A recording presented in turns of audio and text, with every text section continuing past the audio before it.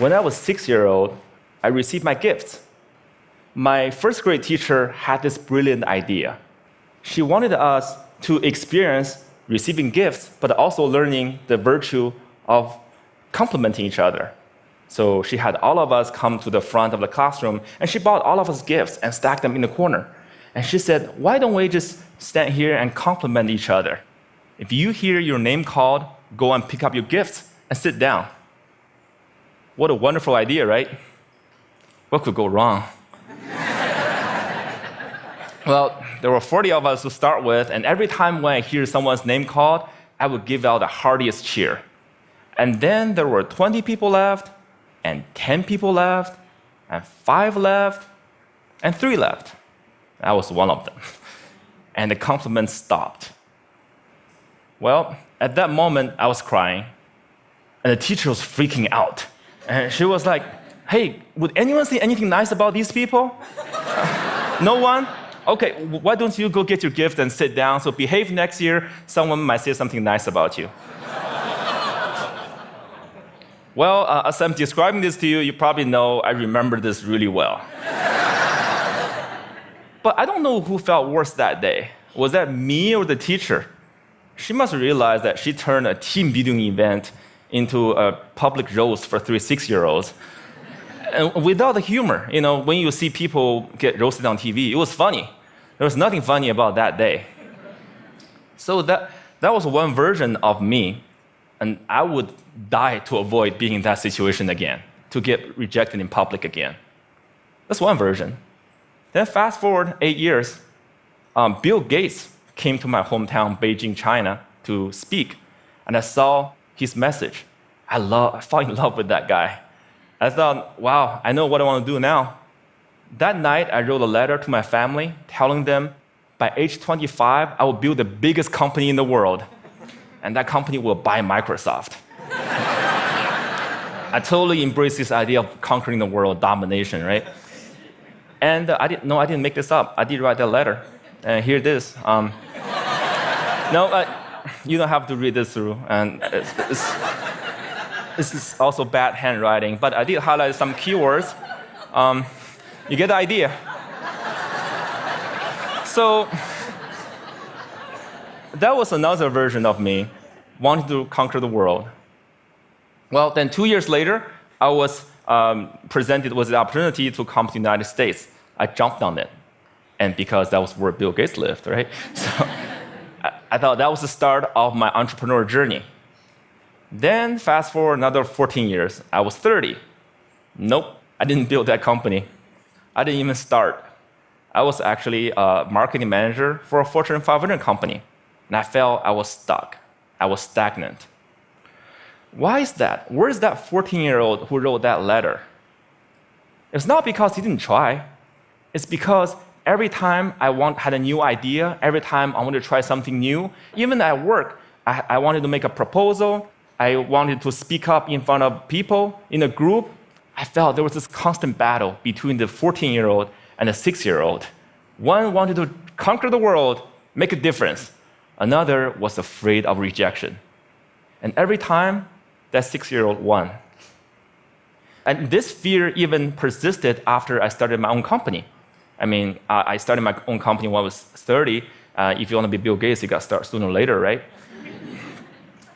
When I was an entrepreneur, I was presented with an investment opportunity. And then I was turned down.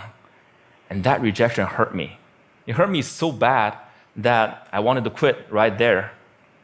But then I thought, hey, would Bill Gates quit after a simple investment rejection?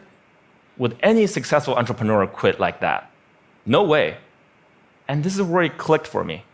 Okay, I can build a better company, I can build a better team or better product, but one thing for sure, I could be a better leader. I could be a better person. I cannot let that 6-year-old keep dictating my life anymore.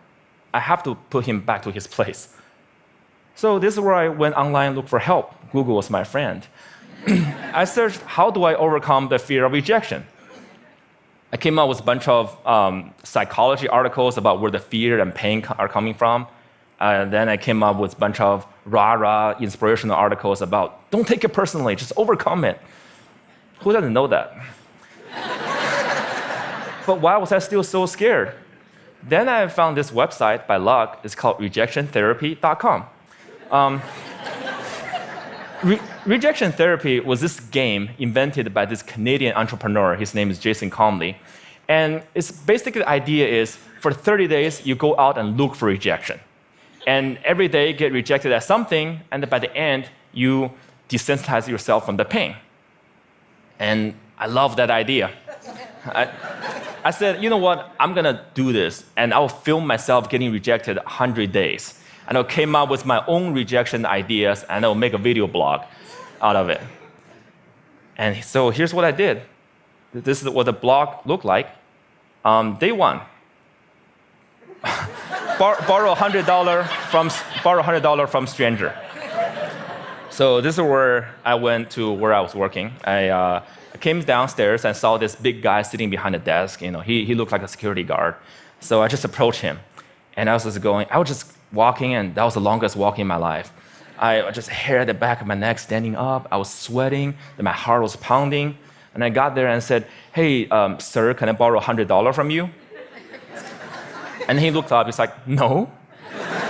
Why? And I said, "No, I'm sorry." Then I turned around and just ran. I felt so embarrassed. But because I filmed myself, so that night I was watching myself getting rejected, I just saw how scared I was. I looked like this kid in Sixth Sense. I saw dead people.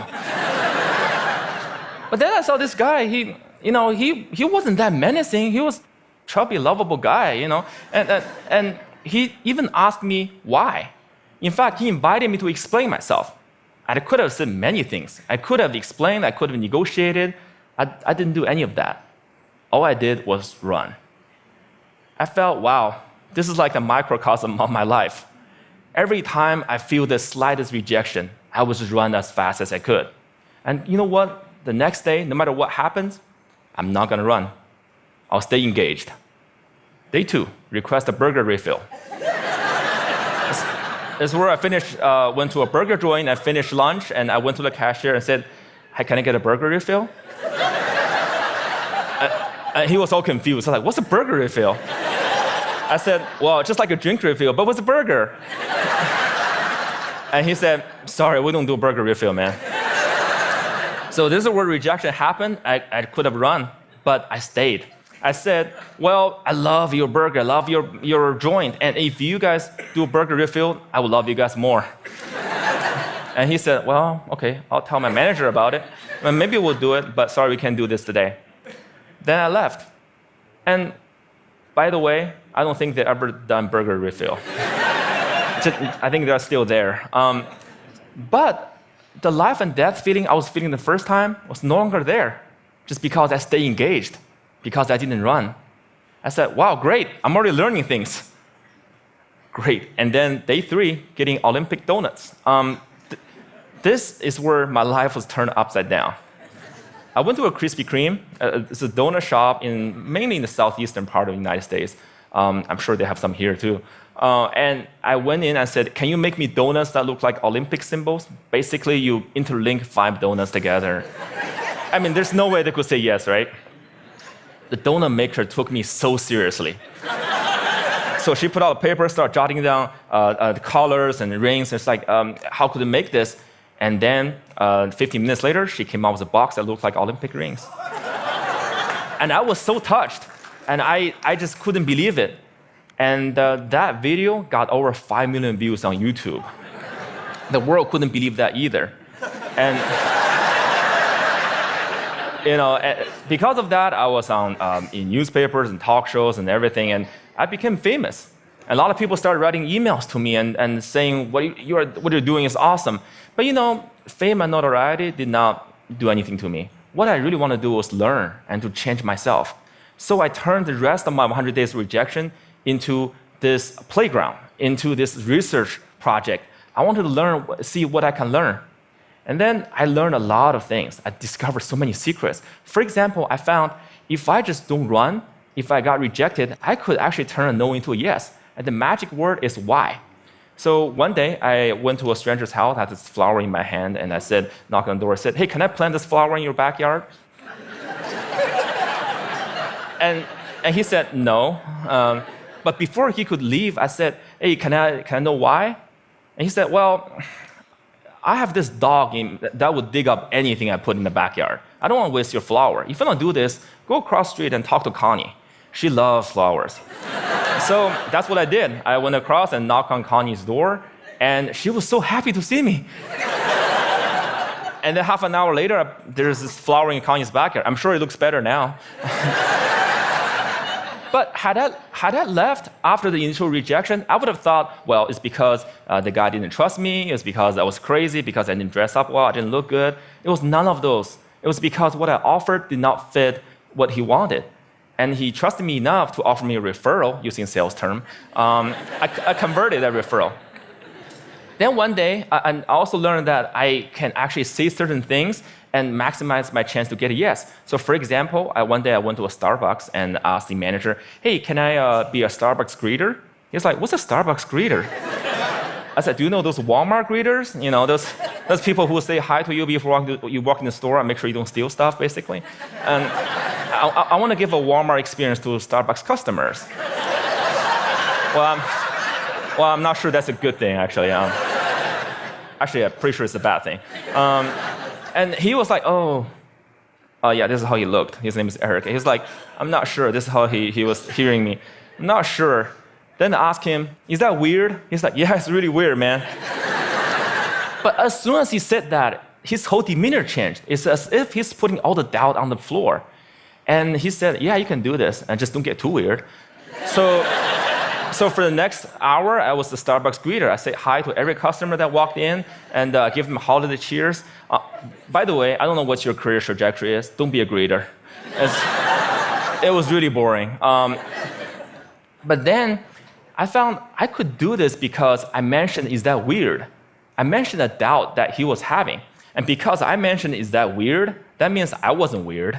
That means I was actually thinking just like him, seeing this as a weird thing.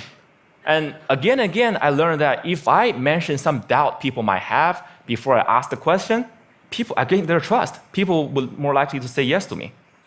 And then I learned I could fulfill my life dream by asking. You know, I came from 4 generations of teachers. And my grandma has always told me, hey, Jia, you can do anything you want, but it'd be great if you become a teacher.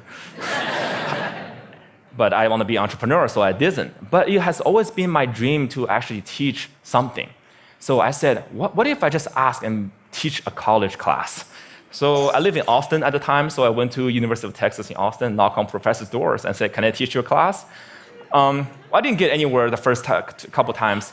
But because I didn't run, I kept doing it. And on the 3rd try, the professor was very impressed. It's like, no one has done this before. And I came in prepared with the PowerPoints and my lesson. It's like, wow, I can use this. Well, when you come back in 2 months, I'll fit you in my curriculum. And 2 months later, I was teaching a class. This is me. You probably can't see this. This is a bad picture. You know, sometimes you get rejected by lighting, you know. But when I finished teaching that class, I walked out crying because I thought I could just fulfill my life dream just by simply asking. I used to think I have to accomplish all these things, have to be a great entrepreneur or get a PhD to teach. But no, I just asked and I could teach. And in that picture, which you can't see, I quoted Martin Luther King Jr. Why? Because in my research, I found the people who really changed the world, who changed the way we live and the way we think, are the people who were met with initial and often violent rejections. People like Martin Luther King Jr., like Mahatma Gandhi, Nelson Mandela, or even Jesus Christ. These people did not let rejection define them. They let their own reaction after rejection define themselves. And they embrace rejection. And we don't have to be those people to learn about rejection. And in my case, rejection was my curse, was my boogeyman. It has bothered me my whole life because I was running away from it. Then I started embracing it. I turned that into the biggest gift in my life. I started teaching people how to turn rejections into opportunities. I used my blog, I used my talk, I used the book I just published, and I'm even building technology to help people overcome their fear of rejection. when you get rejected in life, when you are facing the next obstacle or next failure, consider the possibilities. Don't run. If you just embrace them, they might become your gifts as well. Thank you.